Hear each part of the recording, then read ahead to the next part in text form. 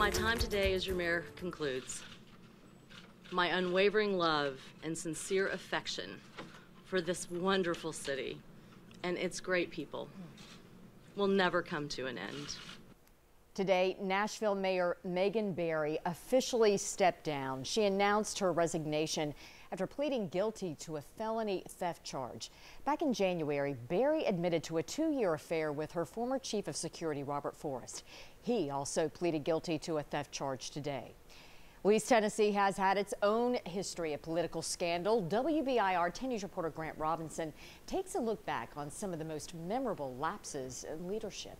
Grant?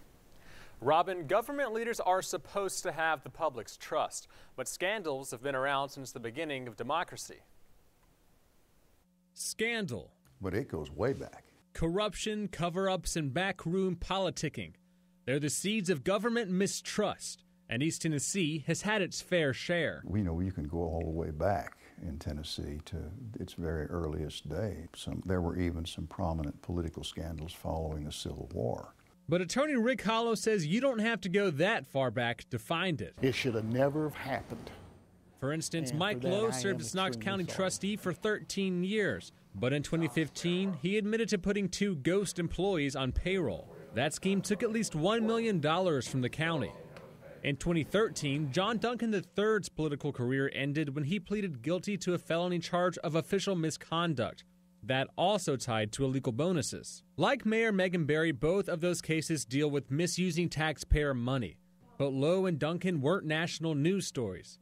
But Knoxville was once in the spotlight. You know, when he threw the punch at Councilman Cooper, that made national headlines. Kaz Walker was elected Knoxville's mayor in 1945.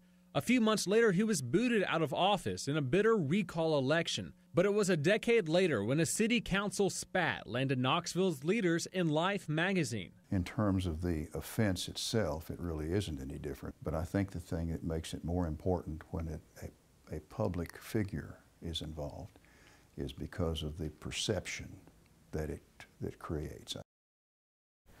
Now, there are plenty of other major debacles like the Knox County Commission's illegal appointments after term limits were instated in 2007 and the fall of Judge Richard Baumgardner.